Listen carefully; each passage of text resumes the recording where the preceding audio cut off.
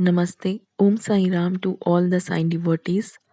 Today I am going to narrate the chapter number 37 of Holy Book Shri Sai Satcharitra, The Wonderful Life and Teachings of Sai Baba. The stories which are covered in this chapter are Chavdi Procession. In this chapter, Hemant after making some preliminary observations on some points of Vedant, describes the Chavdi Procession. With Baba's grace, I am going to start chapter number 37. Preliminary. Blessed is Sai's life for his devotees. Blessed is his daily routine. His ways and actions are indescribable. Sometimes he was intoxicated with Brahmanand or divine bliss, and at other times completely self absorbed. While doing so many things at the same time, he was yet unconcerned with them.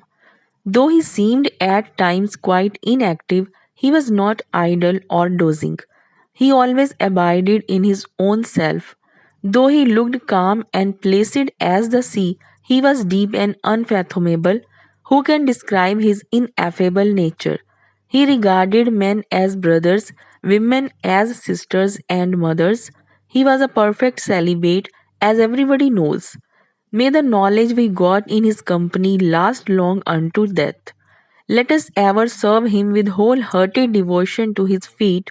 Let us see him in all beings and let us constantly remember his name. Hemanpant, after making some lengthy dissertations on some topics of Vedant, which he himself considers as a digression, goes on to describe the Chavdi procession. Chavdi procession.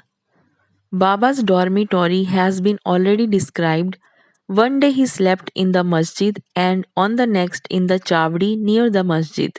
He slept in the masjid and in the chavdi on alternate days. This alternate sleeping at both these places went on till Baba's Mahasamadhi. From 10th December 1909, devotees began to offer regular worship to Baba in the chavdi. This we will now describe with His grace.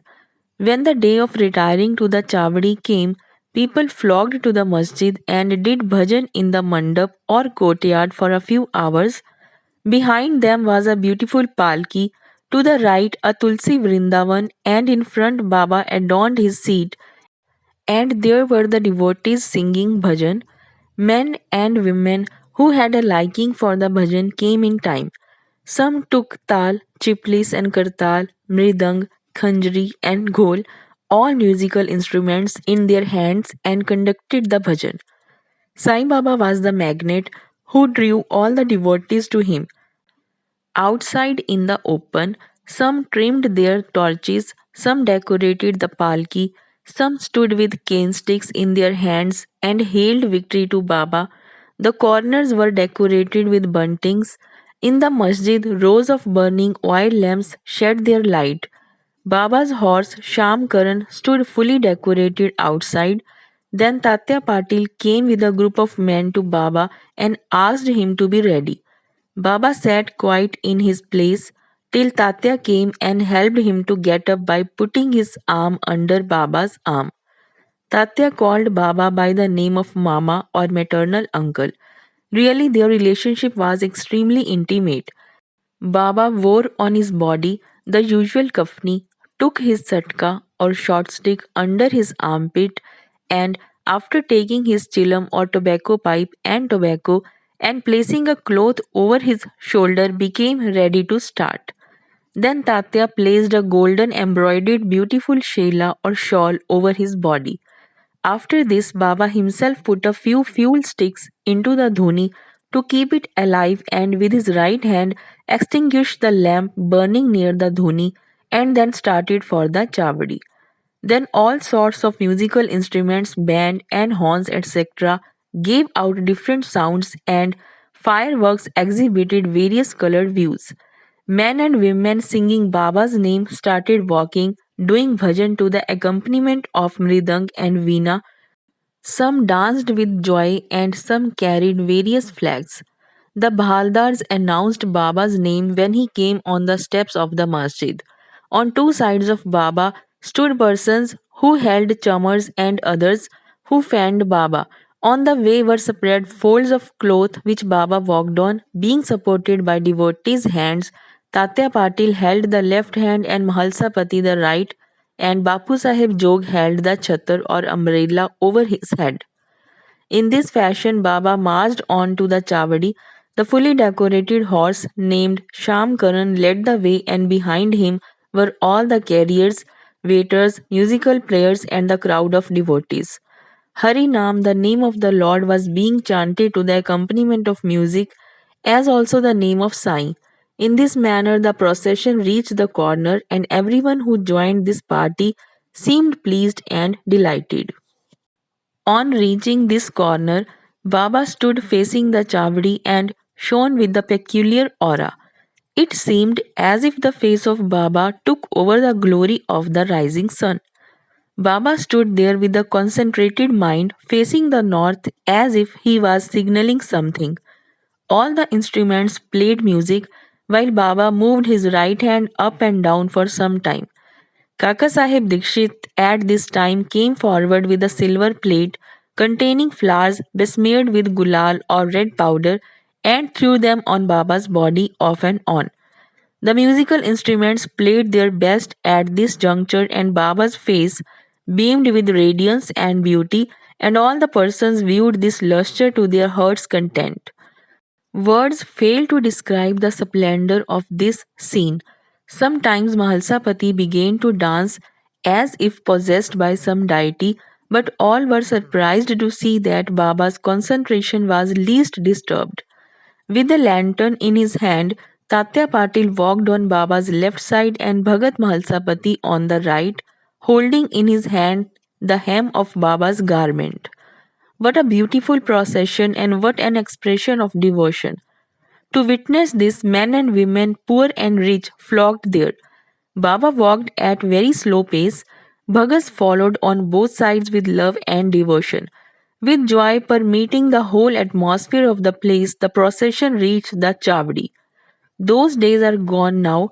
Nobody can see them in future, but by remembering and visualizing that sight, we can bring solace and ecstasy to our minds. The Chavdi was also fully decorated with a good white ceiling, mirrors, and many sorts of lamps.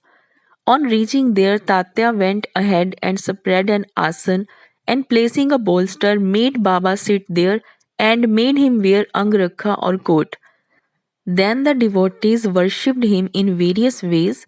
They put a crown on his head with a tuft above, placed garlands of flowers and jewels round his neck, and marking his forehead with musk mixed vertical lines. They gazed at him for long to their heart's content. They changed his headdress now and then held it aloft on the head, fearing that Baba might throw it away. Baba knew what the Bhagas wished for, the meekly submitted to all their ways without objection. With these adornments, he looked wonderful and beautiful. Nana Sahib Nimonkar held the chhatar or state umbrella with its beautiful pendants, which moved in a circle with its supporting stick. Bapu Sahib Jog washed his feet in a silver dish, offered arg and worship with due rituals, then besmeared his arms with a sandal paste and offered him tambul or betel leaves. Baba sat on the asan or gadi while Tatya and others kept standing. When Baba sat on the gadi supporting himself against the bolster, devotees on both sides waved chamars and fans. Shama then prepared the chilam and handed it over to Tatya Patil, who drew a flame out of it by inhaling a deep breath through his mouth and then gave it to Baba.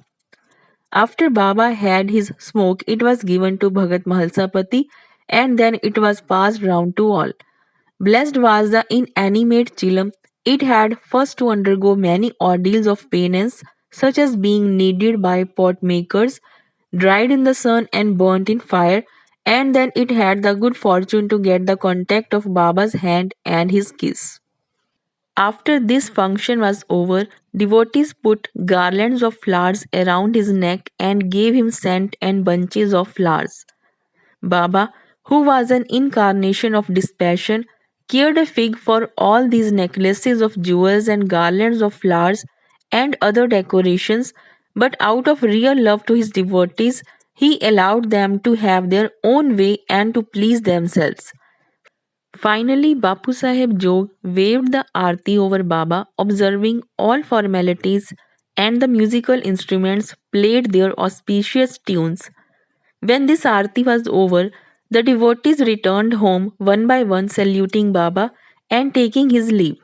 When Tatya Patil, after offering chilam, ittar or scent and rose water, stood to depart, Baba said to him lovingly, "Guard me properly. Go if you like, but return sometimes at night and inquire for me."